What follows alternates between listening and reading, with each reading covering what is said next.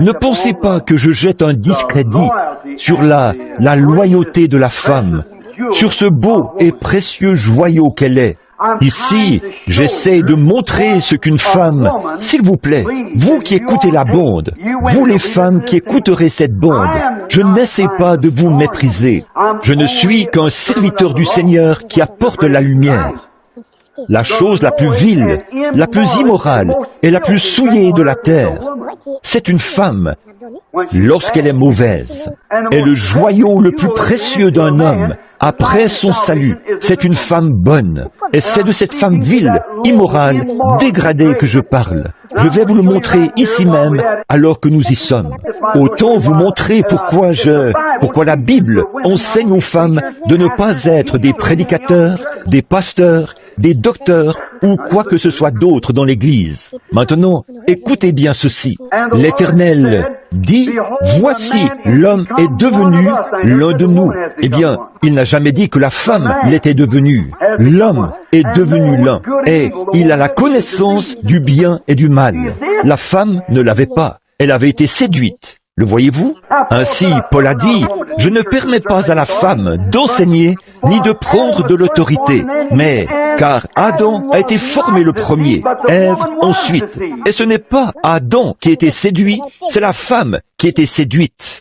Elle n'est donc pas devenue l'un d'eux, comme Dieu. Elle ne savait pas faire la distinction. Elle avait été séduite. Est-ce que vous saisissez? Si oui, dites « Amen » pour que l'Éternel dit, « Voici l'homme est devenu l'un de nous pour la connaissance du bien du mal. Et connaît, empêchons-le maintenant d'avancer sa main, de prendre de l'arbre de vie, d'en manger et de vivre éternellement. » Et l'Éternel le chassa du jardin d'Éden pour qu'il cultivât la terre, d'où il avait été pris.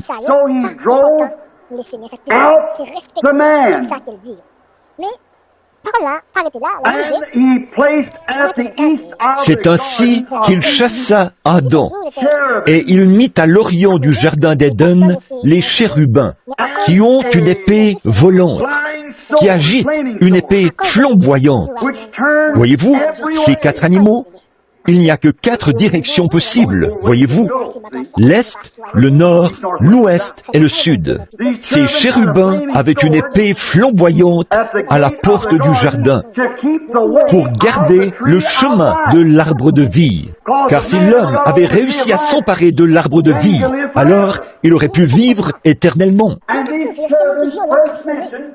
Et la première fois qu'il est question de ces chérubins, ils sont placés à la porte est du jardin et ils se déplacent dans 4 directions. J'aurais dû dessiner cela un peu différemment. Je ne peux les représenter exactement comme Dieu l'a ordonné et tout. Mais je veux juste... C'est pour que vous compreniez ce que je veux dire. Voici le jardin d'Éden. Et ceci, juste ici, c'est la porte. Elle s'ouvre ici, vers l'extérieur. Et à cette porte, il y avait des chérubins. Des chérubins. Et souvenez-vous, ça ne dit pas un chérubin, ça dit des chérubins. Des chérubins avaient été mis là pour garder quelle chose? L'arbre de vie. C'est cela qu'ils étaient censés garder, le chemin de l'arbre de vie. Le chemin. Qui est ce chemin? D'où cela tire-t-il son reflet? Ici, c'est le lieu saint. Ici, ce sont les chérubins. Maintenant, regardez bien, prenez tout ceci en note. Ici, c'est le saint, ce saint des saints, saint des saints. Ceci, c'est le lieu saint. Ici, c'est la mer. Et ici, ce sont les lampes qui portent la lumière. Les 7 qui reflètent la lumière d'ici à ici, à ici, à ici, à ici, à ici, à ici.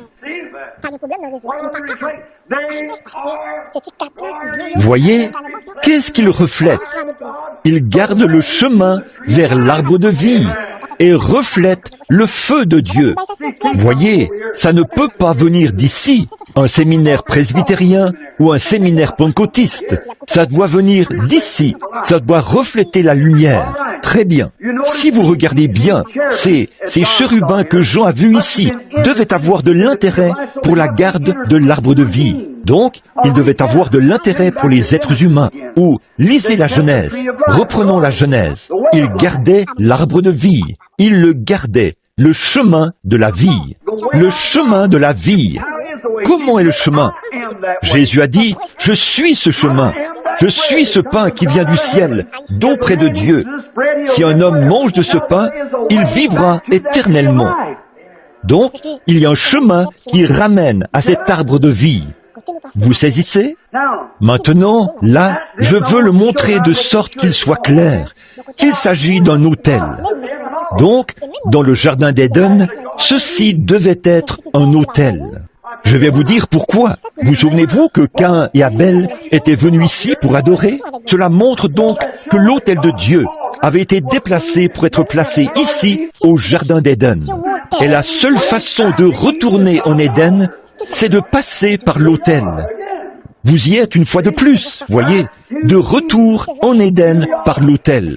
Et ils devaient en garder le chemin, le protéger, afin qu'ils ne puissent pas y retourner tant que cet autel n'était pas couvert de sang. Oh Dieu, les gens ne peuvent-ils pas le voir? Vous voyez, rien d'autre que le sang. Là, il faut qu'il y ait une expiation, un propitiatoire. Cet autel de jugement doit devenir un propitiatoire. Et quand cet autel, si le sang est enlevé, le feu de la colère de Dieu sera là, au jour du jugement, pour garder cet arbre de nouveau. Le seul moyen d'entrer de nouveau, par cette porte de l'Éden, ce sera par le sang de Jésus-Christ. Le voyez-vous? Maintenant, remarquez. Oui, maintenant, Caïn. Oh, voici Caïn. Et voici Abel. Abel. Très bien. Là, les deux garçons sont venus à cette porte pour adorer. Pas vrai? Donc, ça devait être l'autel de Dieu. Pas vrai? Et devant cet autel, ils ont construit un substitut, un autre autel. Voici le véritable autel de Dieu. Il se trouve dans le cœur de l'homme. Et ici en bas, il y avait un autre autel qui représentait le Saint des Saints dans le lieu saint. Oh, oh, j'ai envie de parler en langue. Oh là là, la gloire de... Ne voyez-vous pas que cela est parfait? Regardez bien. Oh, la raison pour laquelle j'ai dit ça, c'est que je ne trouve pas assez de mots dans mon propre dialecte anglais pour exprimer ce que je ressens. Voyez, quelque chose doit l'exprimer.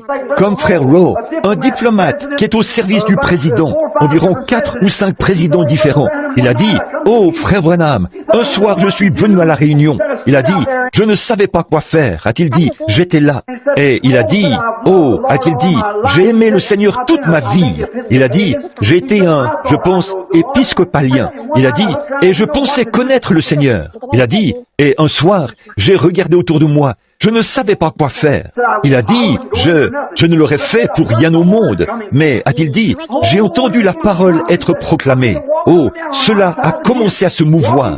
Il a dit, je me suis mis à marcher de long large, à l'extérieur de la tente. Je faisais des va-et-vient.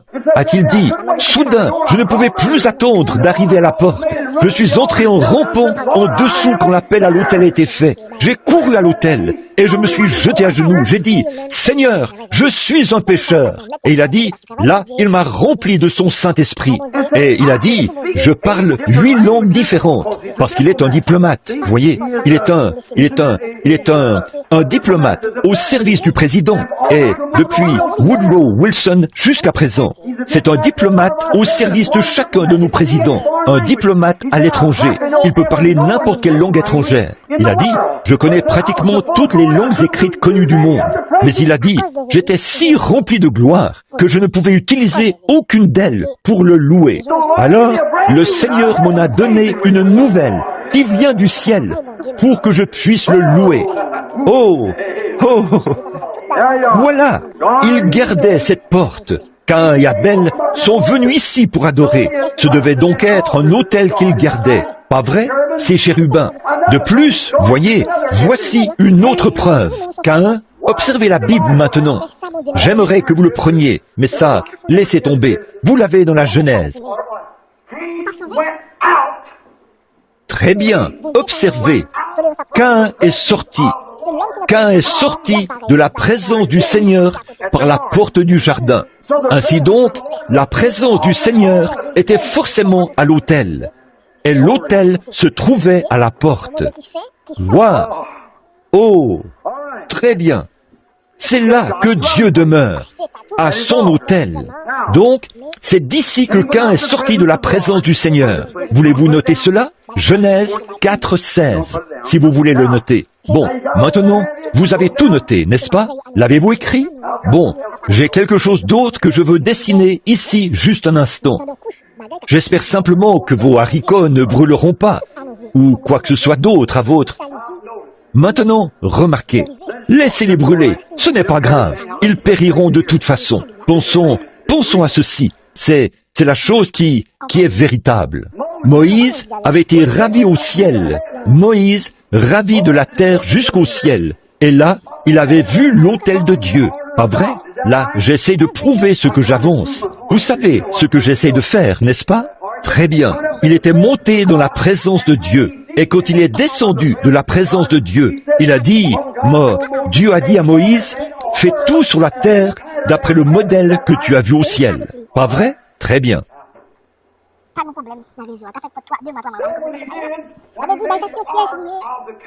Alors là, quand il a fait l'arche de l'alliance, il a mis 2 chérubins pour garder l'arche. Vous voyez ce que c'est? C'était le temple, c'était l'autel, les gardes du trône. Au sujet de ces 2 chérubins, il avait dit, fais-les d'airain et fais que leurs ailes se touchent comme ceci, puisque c'est exactement ce qu'il avait vu au ciel. C'est exactement ce que Jean a vu au ciel. Ces 4 chérubins qui se tenaient aux 4 côtés de l'arche, du trône au ciel. Ils étaient les gardes de l'arche, des chérubins, des gardes du propitiatoire. Si vous voulez lire ce passage de l'Écriture, nous n'avons pas le temps de le prendre, notez Exode 25, 10 à 22. Maintenant, ils gardent le propitiatoire quand Dieu est dans sa gloire de la Shekinah. Où était la gloire de la Shekinah? Au propitiatoire. Pas vrai? Ils gardent cette gloire de la Shekinah. Écoutez mes amis, alors ça montre qu'aucun chenapan ne peut y entrer pour avoir part à cela. Vous devez être préparés avant d'entrer dans la présence de cela. Regardez Aaron, qui était un type. Avant, souvenez-vous, en ce temps-là, l'assemblée ne pouvait même pas s'en approcher, en aucun cas. Mais quand Aaron entrait, combien de fois devait-il y entrer? 1 fois par an. Comment devait-il? Il devait porter certains vêtements, fabriqués par certaines mains, un type de vêtements bien précis. Il devait être habillé d'une certaine manière. Il avait une grenade et une clochette qui, chaque fois qu'il marchait, faisait une musique. Saint, Saint, Saint est le Seigneur. Il s'approchait du propitiatoire avec le sang, et il fallait qu'il soit oint d'une certaine huile, parfumé d'un certain parfum, fait à partir de la rose de Saron. Jésus était cette rose de Saron. Et remarquez, une rose, c'est quelque chose de beau. Elle contient du parfum. Mais pour en extraire le parfum, il faut écraser la rose. Et alors le parfum est tiré de la rose. Jésus, sa vie, était la plus belle vie jamais vécue. Mais il ne pouvait pas rester ainsi, parce qu'il fallait qu'il oigne son Église, afin qu'il puisse approcher sa sainteté. Alors, sa vie a été écrasée. Et le même Saint-Esprit qui était sur lui a été mis sur l'Église. Il fait de lui le même hier, aujourd'hui et éternellement. La rose de Saron, qui en est le parfum. La personne qui s'approche de ce Saint des Saints doit être ointe du même Saint-Esprit. Et alors qu'il marche, Saint, Saint, Saint est l'heure, pas avec un cigare à la bouche. Saint, pas avec le col tourné vers l'arrière. Saint, Saint, Saint, revêtu de la sainteté de Jésus-Christ. Comme tu es merveilleux. Oh, maintenant, le propitiatoire. Donc, le propitiatoire se trouve dans le cœur. C'est de là que resplendit sa gloire dans tous ses enfants. La gloire de la Shekinah dans le cœur humain. Ici, c'est le cœur humain. Pas vrai? Est-ce là le propitiatoire? Comment y entre-t-on? par tous ces différents systèmes, par le libre arbitre. Le libre arbitre. On entre ici et passe par là. Puis il en ressort quoi? La gloire de la Shekinah. Qu'est-ce que la gloire de la Shekinah? C'est la présence de Dieu. Et quand un homme ou une femme marche, il reflète la gloire de la Shekinah. Il ne va pas dans des salles de jeu et ne se conduit pas n'importe comment. Et il ne s'en va pas renier la parole. Peu importe ce que les gens disent, il a le cœur centré sur une seule chose, Dieu. Et s'il est vraiment appelé de Dieu, alors Jésus-Christ se reflète à travers lui, dont la gloire de la Shekinah, accomplissant les mêmes choses qu'il a faites dans le passé. Il manifeste le même évangile, prêche la même parole se manifestant de la même mesure qu'autrefois. Exactement comme il en était à la Pentecôte. De nouveau, dans la même mesure. Oh là là! Le propitiatoire, Ézéchiel et Jean ont tous deux vu les mêmes choses. Maintenant, remarquez, nous allons bientôt terminer, dans très peu de temps. Maintenant, voici quelque chose que je veux que vous saisissiez. Oh, s'il vous plaît, ne le manquez pas. Eh bien, combien savent que ces chérubins étaient des êtres vivants et non des bêtes? Ils étaient un ordre supérieur. Maintenant, est-ce qu'un ange est d'un ordre supérieur à un homme ou d'un ordre inférieur? Très bien, monsieur. Lequel est le plus grand? Un fils de Dieu ou un ange? Un fils de Dieu. Lequel Dieu écouterait-il le plus? Un ange debout devant lui qui l'implore pour quelque chose ou l'un de vous qui l'implore? L'un de vous. Vous voyez, parce que vous êtes des fils et des filles. Eux, ils sont des serviteurs. Vous voyez, ce sont des serviteurs et vous êtes des fils et des filles. Vous pouvez donc voir quelle autorité vous avez. Nous avons simplement peur de l'utiliser. Maintenant, je veux que vous remarquiez ici, c'est magnifique.